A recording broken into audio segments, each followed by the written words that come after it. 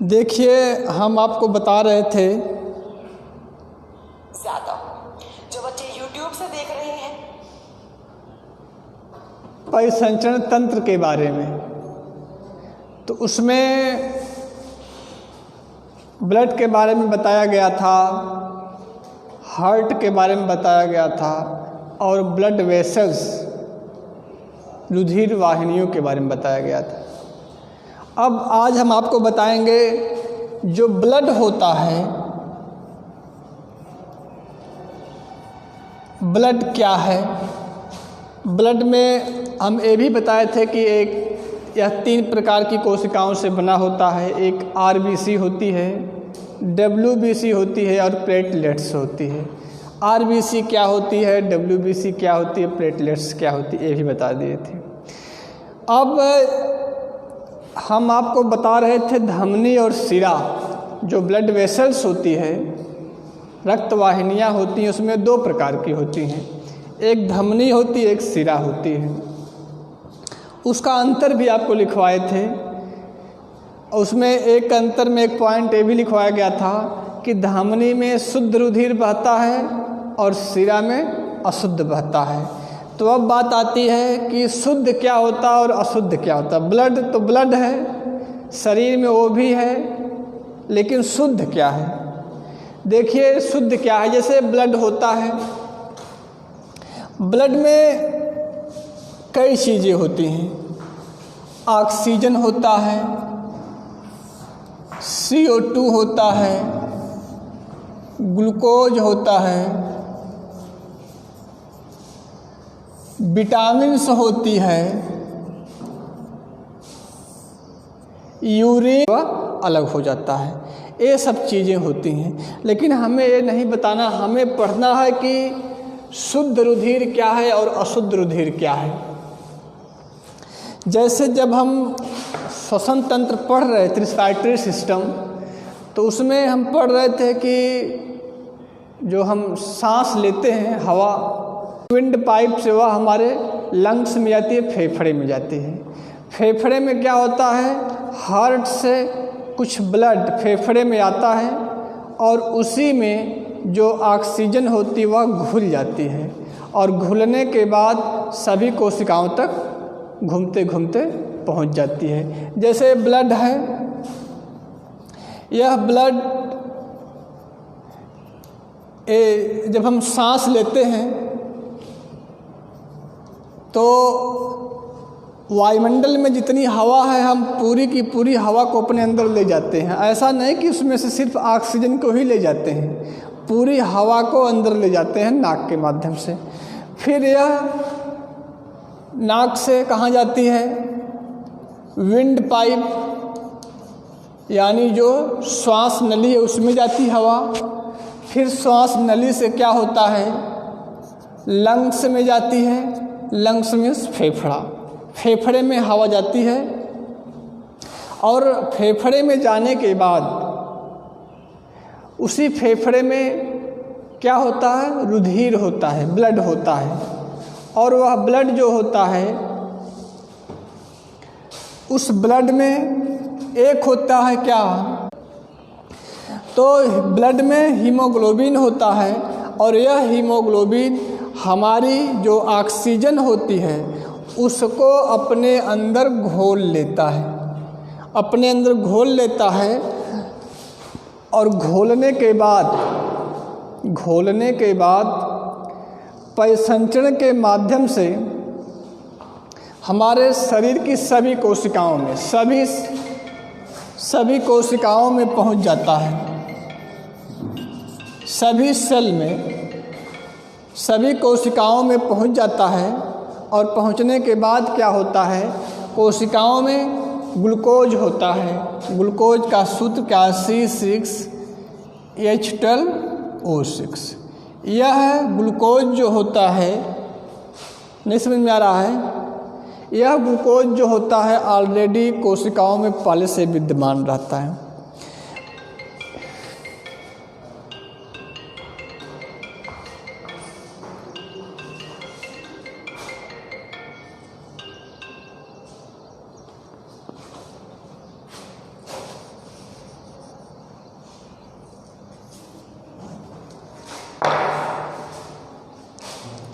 देखिए, जो ग्लूकोज होता है यह कोशिकाओं में ऑलरेडी पहले से विद्यमान रहता है। फिर इधर ब्लड के माध्यम से ऑक्सीजन वहाँ पे जब पहुँच जाती है तो ये ऑक्सीजन जो होती है इस ग्लूकोज से क्रिया करती है। ग्लूकोज से क्रिया करने के बाद क्या होता है, कार्बन डाइऑक्साइड बनती है। क्या बनती है? CO2 बनती है। और फिर जल बनता है और फिर ऊर्जा बनती है। इस ऊर्जा का उपयोग हम अपनी दैनिक क्रियाओं में करते हैं, जैसे कोई काम करते हैं, पढ़ते हैं, लिखते हैं, दौड़ते हैं, मारपीट करते हैं, जो भी करते हैं सब जगह ऊर्जा की आवश्यकता पड़ती है। तो यह ऊर्जा वहाँ पर उपयोग हो जाती है। CO2 जो होती है यह रिमूव करना होता है, इसको बाहर निकालना होता है। तो फिर यह जो है उसी ब्लड में घुल जाती है और घुलने के बाद फिर कहाँ जाती है? लंग्स में जाती है। लंग्स में जाती है, लंग से फिर विंड पाइप में जाती है, फिर विंड पाइप से नोज में जाती है, फिर वहाँ से बाहर निकल जाती है। इस प्रकार से सर्कुलेटरी सिस्टम और रिस्पायरेटरी सिस्टम यानी श्वसन तंत्र और परिसंचरण तंत्र दोनों एक साथ मिल के कार्य करते हैं। अब बात आती है शुद्ध रुधिर क्या होता है। शुद्ध रुधिर क्या होता है? अब जैसे जिस रुधिर में ऑक्सीजन मिली होती है, ऑक्सीजन मिली होती है उसे हम बोलते हैं क्या? प्योर ब्लड या ऑक्सीजनेटेड ब्लड। उसका और भी नाम है ऑक्सीजनेटेड ब्लड, प्योर ब्लड या शुद्ध रुधिर, तीनों एक ही चीज़ें हैं। किसे कहते हैं? जिस ब्लड में ऑक्सीजन मिली होती है। और जिस ब्लड में CO2 मिल जाती है, CO2 प्लस ब्लड, जिस ब्लड में CO2 मिल जाती है उसे बोलते हैं क्या? अशुद्ध रुधिर। उसे बोलते हैं अशुद्ध या इम्प्योर ब्लड। अब दूसरी चीज़ इसी से संबंधित एक क्वेश्चन और है, परीक्षाओं में कई बार आया है कि जैसे कभी कभी घटना हो जाती है कि ठंडी के मौसम में हमें अपने कमरे में या बंद कमरे में अंगीठी जला के नहीं सोना चाहिए। बंद कमरे में लोग क्या करते हैं, कहीं कोने में अलाव जला के छोड़ देते हैं और कमरा चारों तरफ से खिड़की दरवाज़ा सब बंद करके सो जाते हैं। कभी कभी क्या होता है, लोग सोते हैं तो सोते ही रह जाते हैं। ऐसा क्यों होता है? अब देखिए, जब कहीं पे कोई वस्तु जलती है, कोई लकड़ी जलती है तो वहाँ पे ऑक्सीजन की आवश्यकता पड़ती है। यदि ऑक्सीजन नहीं रहेगी तो लकड़ी अपने आप बुझ जाएगी, नहीं जलेगी। आप लोग बचपन में पढ़े होंगे नर्सरी की कक्षाओं में, जब लैंप होता है तो लैंप के शीशे के ऊपर यदि हम उसको बंद कर दें तो लैंप जो अपने आप बुझ जाता है। ऐसा क्यों? क्योंकि किसी भी वस्तु को जलने के लिए ऑक्सीजन की आवश्यकता पड़ती है। यदि ऑक्सीजन नहीं रहेगी तो वहाँ पे क्या है, वह लकड़ी या ईंधन जो अपने आप जलना उसका बंद हो जाएगा। आप लोग सामने देखते रहेंगे जो दीवार पे लगा है एक लाल डिब्बा, लोग कहते हैं अग्निशमन यंत्र है यह। आग उग लगने पर इसको जब हम खोल देते हैं तो आग अपने आप बुझ जाती है। ऐसा क्यों होता है? क्योंकि इसमें जो होती है कार्बन डाइऑक्साइड होती है। तो कार्बन डाइऑक्साइड नेचर में ऑक्सीजन से भारी है, ऑक्सीजन से भारी है। अब जैसे मान लीजिए कोई ईंधन जल रहा है, जब कार्बन डाइऑक्साइड इसके इर्द गिर्द में नहीं है तब तो यह जलेगी, ऑक्सीजन चारों तरफ से पा जाएगा। लेकिन जब हम उस अग्निशमन यंत्र को खोल देंगे, उससे से निकलने वाली गैस चारों तरफ इसको घेर लेगी तो ऑक्सीजन को वह दूर कर देगी, ऑक्सीजन को इससे संपर्क हट जाएगा तो ये अपने आप बुझ जाती है। तो बात ये नहीं है, बात तो है कि ठंडक के मौसम में अंगीठी जला के नहीं सोना चाहिए।